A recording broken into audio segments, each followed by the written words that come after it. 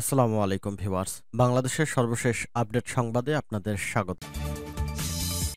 জানিয়ে দিব হাতে থাকা সর্বশেষ আপডেট বাংলা সংবাদ। প্রথমেই সংবাদ শিরোনাম। $300 মিলিয়ন পাচার, শেখ হাসিনা ও জয়ের বিরুদ্ধে দুদকের অনুসন্ধান শুরু। এরপর জানিয়ে দিব সাবেক মন্ত্রী আনিসুল হকের 3 ব্যাংকে 21 কোটি টাকার সন্ধান।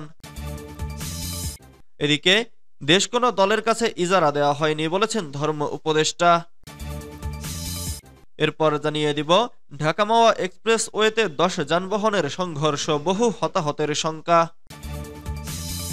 আরও জানিয়ে দিব রোহিঙ্গাদের ফেরাতে ভূরাজনৈতিক সম্পর্ক ভূমিকা রাখবে বলেছেন পররাষ্ট্র উপদেষ্টা।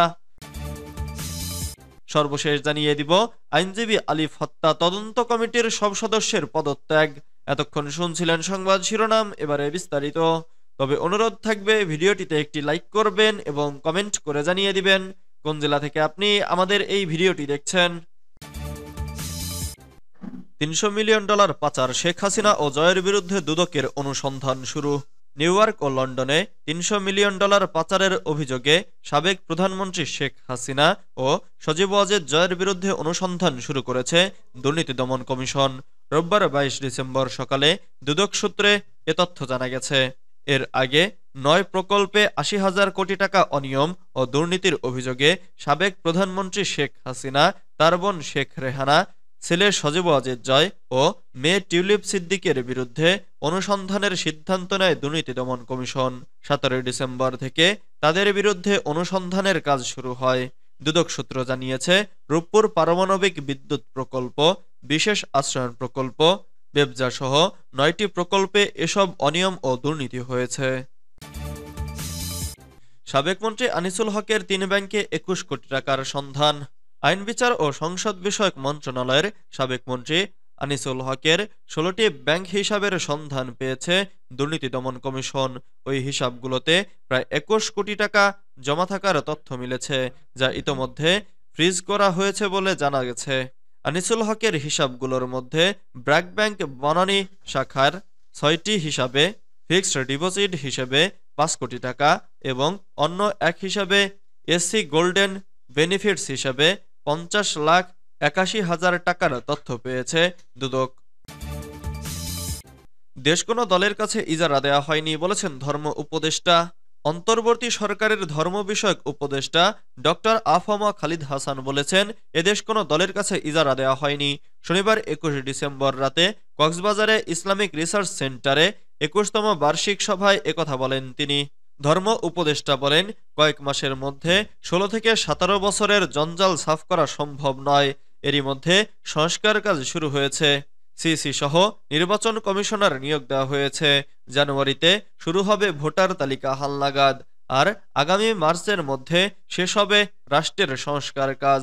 সভায় জাকাত ভিত্তিক অর্থনীতি প্রতিষ্ঠা হলে দেশে কোনো দরিদ্র থাকবে না বলে জানিয়েছেন তিনি এবং বলেছেন, দেশে জাকাত সঠিকভাবে বিতরণ করা হয় না, অথচ হাজার হাজার কোটি টাকার জাকাত বিতরণ হয়। এই জাকাত ঠিকমতো গরিবের কাছে পৌঁছালে 10 বছরের মধ্যে দেশে কোনো ভিক্ষুক থাকবে না। ঢাকা মাওয়া এক্সপ্রেসওয়েতে 10 যানবাহনের সংঘর্ষ, বহু হতাহতের শঙ্কা। ঘন কুয়াশায় ঢাকা মাওয়া এক্সপ্রেসওয়েতে নিয়ন্ত্রণ হারিয়ে যাত্রীবাহী বাসসহ 10টি যানবাহনের সংঘর্ষের ঘটনা ঘটেছে। এতে একজন নিহত ও অন্তত 15 জন আহত হয়েছেন। রোববার 22 ডিসেম্বর সকাল 8টা থেকে 8:30টার মধ্যে এ দুর্ঘটনা ঘটে। নিহত ব্যক্তি হলেন মোহাম্মদ ফরহাদ হোসেন। তিনি ফরিদপুরের ভাঙ্গা এলাকার বাসিন্দা। তিনি একটি বাসের চালক ছিলেন। হাসাড়া হাইওয়ে থানার সহকারী উপপরিদর্শক সগির মিয়া বিষয়টি নিশ্চিত করেছেন। তিনি বলেন, এক্সপ্রেসওয়ের নিমতলা এলাকার কিছু দূরে এই দুর্ঘটনা ঘটে। যানবাহনগুলো ঢাকা থেকে মাওয়ার দিকে যাচ্ছিল। জানা গেছে, ভোরে প্রথমে 2টি পণ্যবাহী ট্রাকের সংঘর্ষের ঘটনা ঘটে। এরপর সকাল 7:30টার দিকে পেছন থেকে একটি বাসকে ধাক্কা দেয় আরেকটি বাস। এ ঘটনায় বেশ কয়েকজন আহত হয়। একই সময় একটি পিকআপ ভ্যান একটি প্রাইভেট কারকে চাপা দেয়। এতে আরও কয়েকজন আহত হয়। এদিকে এমন দুর্ঘটনার খবর পেয়ে ঘটনাস্থলে গিয়ে উদ্ধার কার্যক্রম শুরু করে হাইওয়ে পুলিশ ও ফায়ার সার্ভিস। হাসাড়া হাইওয়ে থানার ভারপ্রাপ্ত কর্মকর্তা আব্দুল কাদের জিলানী বলেন, দুর্ঘটনার খবর পেয়ে ঘটনাস্থল থেকে ক্ষতিগ্রস্ত যানবাহন সরিয়ে নিয়ে মহাসড়কে যানবাহন চলাচল স্বাভাবিক করতে চেষ্টা চালাচ্ছে পুলিশ। সকালে ঘন কুয়াশার কারণে বেশ কয়েকটি যানবাহনের সংঘর্ষের ঘটনা ঘটে। তিনি আরো বলেন, এ ঘটনায় আহতদের ঘটনাস্থল থেকে উদ্ধার করে উপজেলা স্বাস্থ্য কমপ্লেক্সে পাঠানো হয়েছে। ঘন কুয়াশায় মাত্রা অতিরিক্ত গতির কারণে দুর্ঘটনা ঘটতে পারে বলে প্রাথমিকভাবে ধারণা করেছে পুলিশ। রোহিঙ্গাদের ফেরাতে ভূরাজনৈতিক সম্পর্ক ভূমিকা রাখবে বলেছেন পররাষ্ট্র উপদেষ্টা। বাংলাদেশে আশ্রয় নেয়া রোহিঙ্গাদের নিজ দেশ মিয়ানমারে ফেরাতে বঙ্গোপসাগরের সঙ্গে পারিপার্শ্বিক ভূরাজনৈতিক সম্পর্ক ভূমিকা রাখবে বলে মন্তব্য করেছেন পররাষ্ট্র উপদেষ্টা মোহাম্মদ তৌহিদ হোসেন।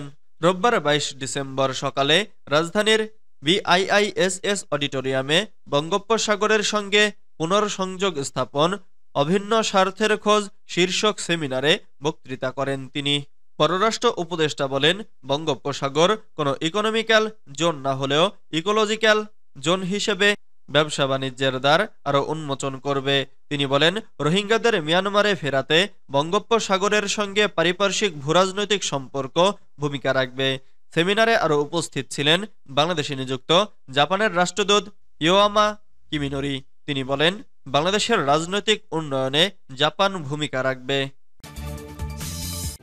আইনজীবী আলিফ হত্যা তদন্ত কমিটির সব সদস্যের পদত্যাগ। চট্টগ্রামে আইনজীবী সাইফুল ইসলাম আলিফ হত্যাকাণ্ডের ঘটনা তদন্তে জেলা বারের তদন্ত কমিটির সবাই পদত্যাগ করেছেন। গত বুধবার ও তার আগে কমিটির সদস্যরা পদত্যাগপত্র জমা দিলেও বিষয়টি শনিবার জানাজানি হয়। ৫ সদস্যের ওই কমিটির প্রধান হচ্ছেন সাবেক পিপি অ্যাডভোকেট মোহাম্মদ আব্দুস সাত্তার। গত বুধবার তিনি সমিতির সভাপতির কাছে অব্যাহতি চেয়ে পদত্যাগপত্র জমা দেন। এর দুদিন আগে কমিটির ৪ সদস্য পদত্যাগপত্র জমা দেন।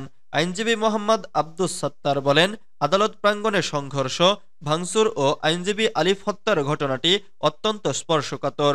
ঘটনার সঙ্গে পুলিশ কর্মকর্তা থেকে শুরু করে প্রশাসন ও আদালতের কর্মকর্তারাও সম্পৃক্ত থাকার সম্ভাবনা রয়েছে। ইতোমধ্যে এ ঘটনায় ৬টি মামলা হয়েছে। মামলাগুলো পুলিশের পাশাপাশি বিভিন্ন সংস্থা তদন্ত করেছে। আইনজীবীরা যদি ঘটনাটি তদন্ত করে তাহলে নিরপেক্ষতা নিয়ে প্রশ্নবিদ্ধ হবে। তিনি বলেন, আমাদের পরামর্শ হচ্ছে স্পর্শকাতর এ বিষয়টির সুষ্ঠু নিরপেক্ষ তদন্তের স্বার্থে জেলা ও দায়রা জজ পদমর্যাদার বিচারক দিয়ে বিচারিক তদন্ত হওয়া উচিত। এই কারণে কমিটির সদস্যরা সবাই অব্যাহতি নিয়েছেন। উল্লেখ্য, গত ২৬ নভেম্বর চট্টগ্রামের আদালতে রাষ্ট্রদ্রোহ মামলায় গ্রেফতার হন সনাতনী জাগরণ জোটের মুখপাত্র চিন্ময় কৃষ্ণ দাসের জামিন নামঞ্জুর ঘটনা নিয়ে সংঘর্ষ হয়। এ সময় আইনজীবী সাইফুল ইসলাম আলিফকে পিটিয়ে ও কুপিয়ে হত্যা করা হয়। পরে ঘটনার তদন্তে সমিতির পক্ষ থেকে একটি কমিটি গঠন করা হয়। এছাড়া ২৯ নভেম্বর নিহত আইনজীবী সাইফুলের বাবা বাদী হয়ে ৩১ জনের নাম উল্লেখ করে একটি হত্যা মামলা করেন। একই দিন আলিফের ভাই বাদী হয়ে ভাঙচুর ও বিস্ফোরক আইনে একটি মামলা দায়ের করেন।